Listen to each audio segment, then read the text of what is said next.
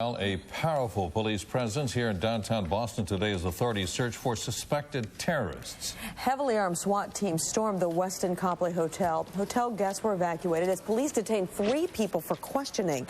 WBZ's Ted Wayman is live in Boston.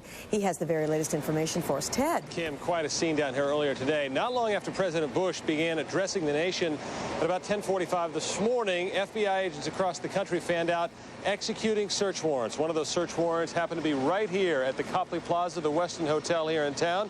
And as WBZ first reported earlier today, FBI agents took 3 people into custody for questioning, 3 people that may have connection to the hijackers that possibly stayed at this Westin Hotel before they began yesterday's tragic events.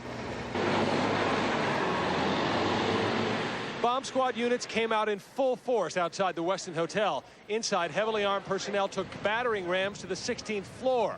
Sources tell WBZ evidence was left behind in rooms in the hotel by hijackers before they took off for Logan Airport yesterday. Everybody off of Huntington Avenue on the other side.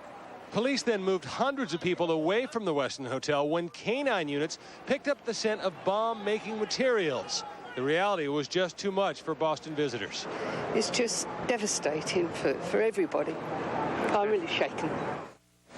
Back to business at the Westin Hotel at Copley Plaza. People have been able to go back in. In fact, WBZ producer Ken Tucci went in to see how tight security was, and at this hour it is tight. Only guests that are registered at the hotel, as well as Westin employees, are allowed to go in there. Literally, there was probably over 3,000 people around here on the Copley Plaza area before they were eventually dispersed by Boston police. But at this point, we understand that the FBI has detained 3 people in custody. We still don't know where FBI agents took those 3 people for questioning. At this point, they may be questioned about their connection to hijackers that may have stayed at the Westin prior to yesterday's tragic events. Reporting live from Copley Plaza, I'm Ted Wayman. Jack and Kim, let's go back to you. Yeah, I think the operative word there is detained. I know that Bob Mueller, during a press conference this afternoon, said that no arrests have been made yet, but maybe that's just a technicality. He did say they had a pretty good idea who the hijackers were, and they were seeking their associates. How firm do you think the FBI is in thinking they've got some potentially powerful lead in here?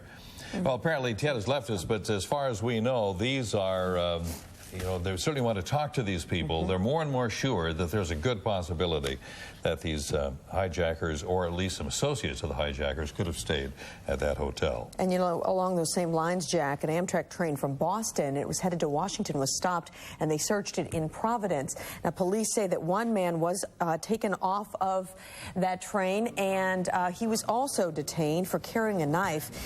He was taken into custody, as you can see in this video, by police. Authorities are saying at this point that there is no apparent connection to this week's terrorist attacks. Meanwhile, in Newton, federal agents, along with state police, searched the former Sioux Chalet in Newton. It is now called the Park Inn. They were there for several hours, focusing on a hotel room and asking employees about some guests who apparently checked out yesterday. The FBI also is focusing on the Boston cab companies today. A police source tells WBZ that the FBI is looking at some cab companies who have had drivers in the past that have had ties to terrorist cells. Boston Cab is one of the companies under scrutiny. Former driver is under arrest for terrorist activities in Jordan.